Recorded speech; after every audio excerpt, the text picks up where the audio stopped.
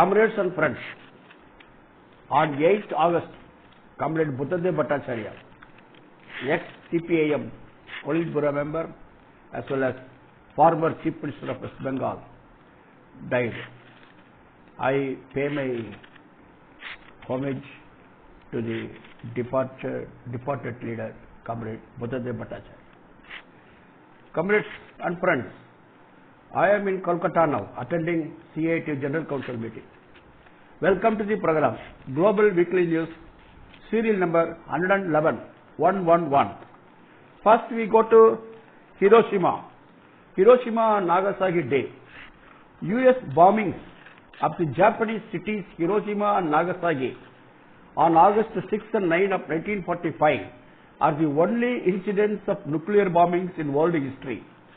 Over 50,000 people, including representatives from 109 countries, joined an event marking the 79th anniversary of the US bombing of Hiroshima.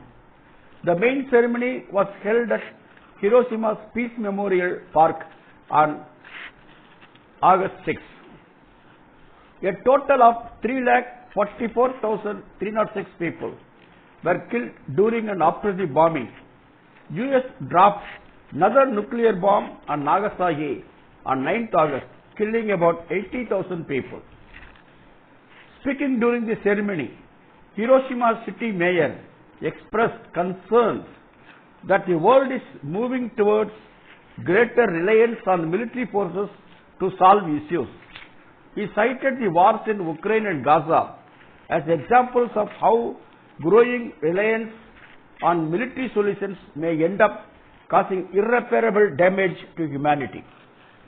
Israel was not invited to the ceremony due to its genocidal war in Gaza, which has killed close to 40,000 Palestinians and wounded about 1 lakh Palestinians since October 2023. Marking the day, UN Secretary General Antonio Guterres said, nuclear weapons and the threat of their use are not confined to history books. They appear in the daily ornamental words of international relations. They represent a real and present danger that remains with us today. Nagasaki mayor also demanded that Japan join the United Nations Treaty on Prohibition of Nuclear Weapons. The third conference of the parties to this treaty is scheduled to be held in March of next year in New York. A conference was first held in 2017 which adopted the treaty, namely the Prohibition of Nuclear Weapons Treaty, and came into force in 2021. Although 90 countries have signed the treaty so far, the treaty does not include a single nuclear power. Japanese Prime Minister also attended the ceremony.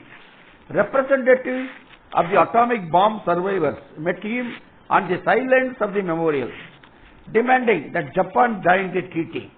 The PM evaded a direct response to this.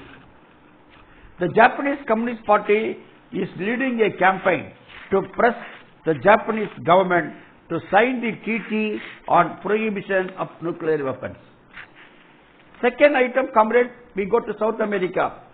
We know that on July 28 in Venezuela, elections took place for the president's post, and Nicolas Maduro was elected as president of Venezuela in the elections held on 28 July for a third term. The far-right opposition did not accept the election result and went on violent activities in the streets. They attacked the educational institutions, police stations, hospitals, pharmacies, United Socialist Party of Venezuela offices, and a dozen electoral council offices. Massive marches were held in favor of Nicolas Maduro also.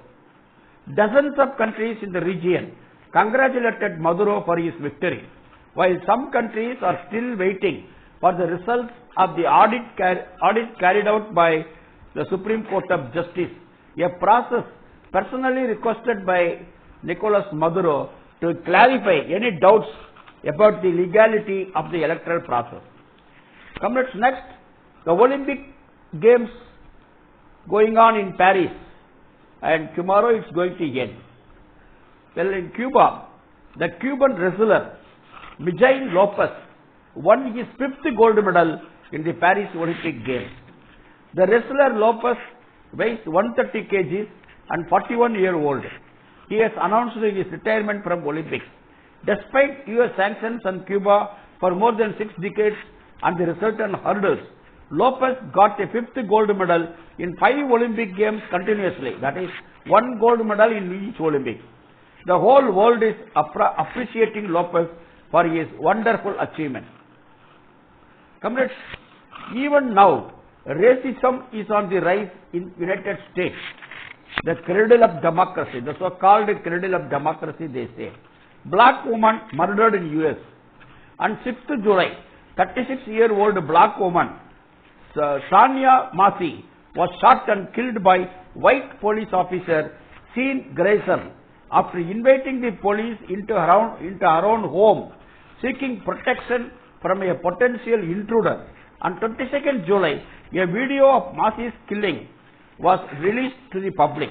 The whole nation was shocked. Protests were held all over the country over the past few weeks, including major cities such as New York, Los Angeles and Chicago. Comrades, we know that the leader of the Politburo of Hamas killed in Iran. Well, a new leader has been announced. Let us look into it. Hamas new leader.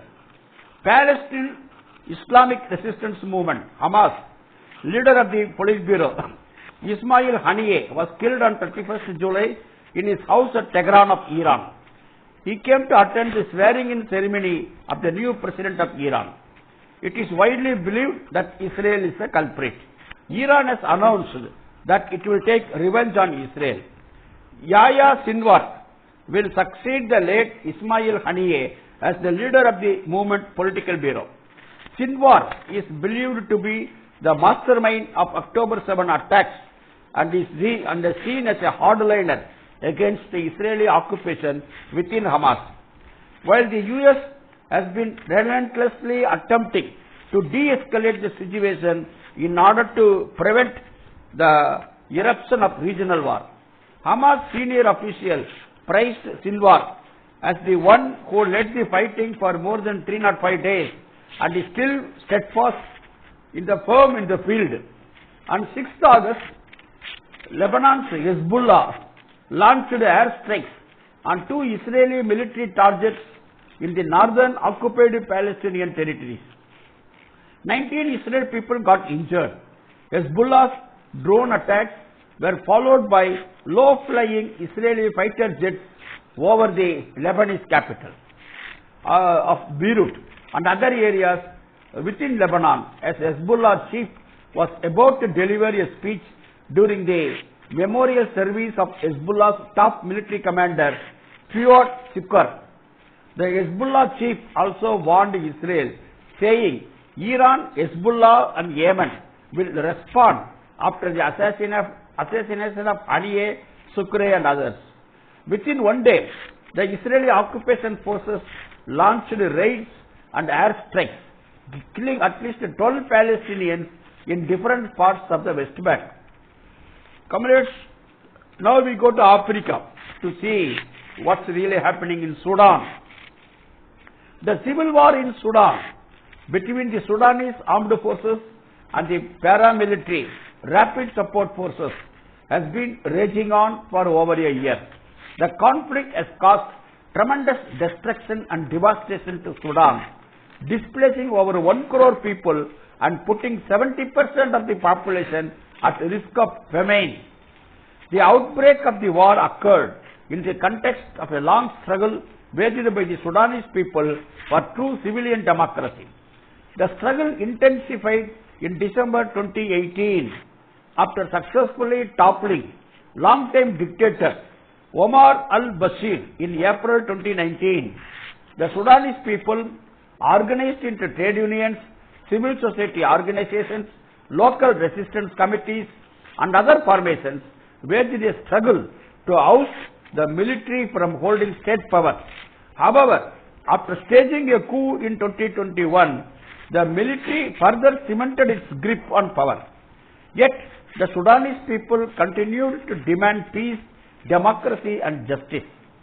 Sudan's natural resources, including fresh water, precious minerals like gold, silver and uranium, wide areas of fertile agricultural land and even the quality of Sudan's soil have been attracting regional countries, Egypt and United Arab Emirates. The geographical location of Sudan in terms of Nile headquarters, Nile River, Nile headquarters and the fact that Sudan links the Mediterranean and Red Sea was another factor to make it targeted by these countries. Sudan's cultural variety is also a target. While Egypt has supported Sudanese armed forces in the ongoing civil war to maintain its alliance with Sudan in its dispute with Ethiopia. You see, comrades, Egypt has got a dispute with Ethiopia. Therefore, Egypt is seeking the support of Sudanese armed forces.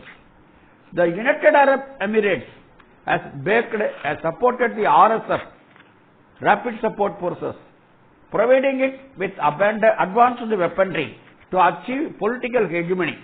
Egypt and the United Arab Emirates have been fueling the armed conflict in Sudan in a way that serves global capitalism and the interests of imperialist powers.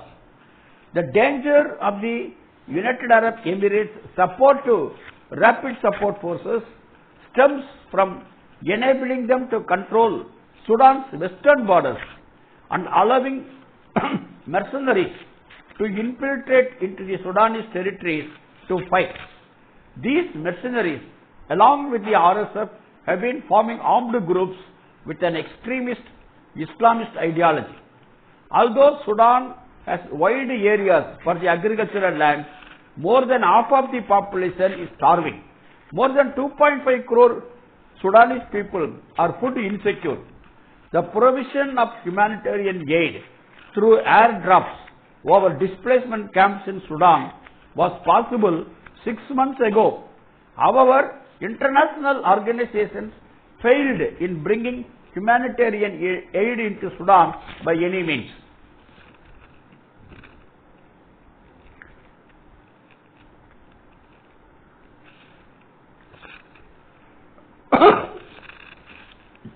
Now, comrades, in South America, Ecuador, there is going to be election. Let us see that. On 31st July, nearly 50 social organizations and political parties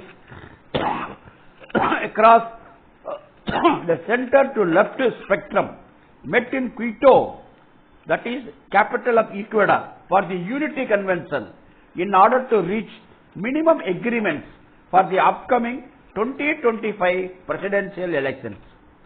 Daniel Noboa, the president of Ecuador, is following the neoliberal project, and rights of workers and social rights are in danger. 2 commissions were created to evaluate a possible government plan and the evaluation of the confirmation of a unified candidate for the president's post. Next, comrades, we go to Croatia, where how environmental damage is taking place. We will see that. The European country Croatia has a beautiful river called Una River. Communities near the Una River in Croatia are battling a proposed hydroelectric plant that threatens the source of the river, fearing irreversible environmental and social damage.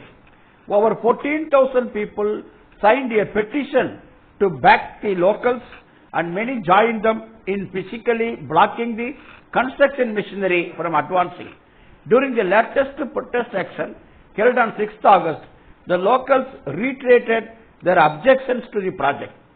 Despite public opposition, the private investor reportedly now and then resumes work, exploiting moments when the media and the local activists are not there. The project seemingly proceeds without all the necessary permits and environmental assessments. Hundreds of small hydro projects framed as green solutions have sprouted over the years, promoted as part of the European strategy to secure more sustainable energy supplies.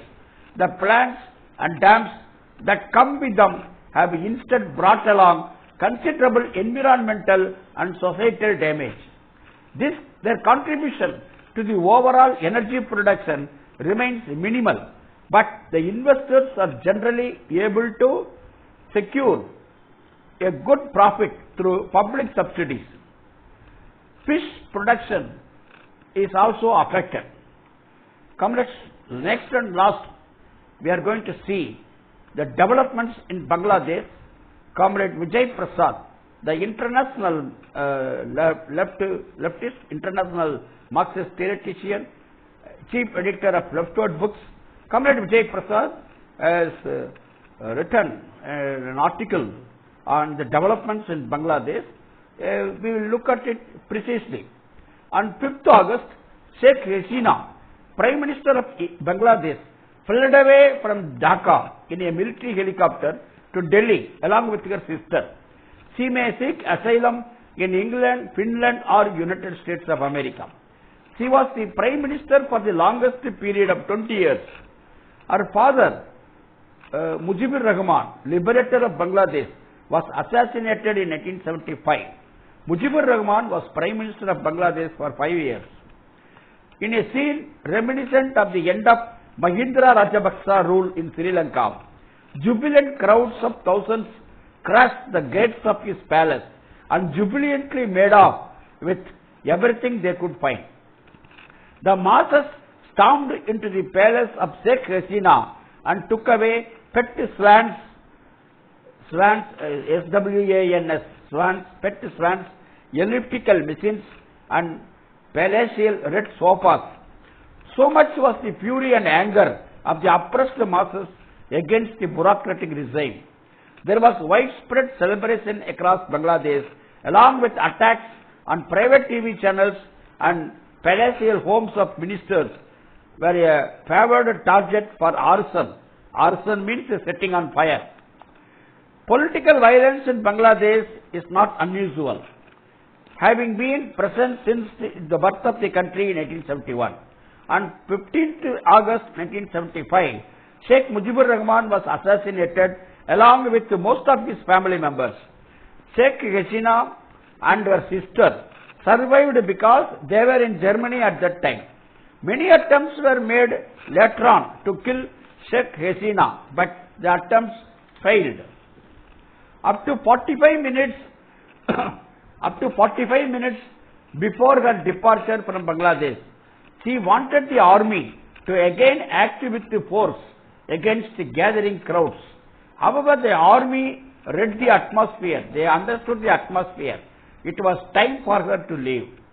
Now the army has displaced Hasina's rule.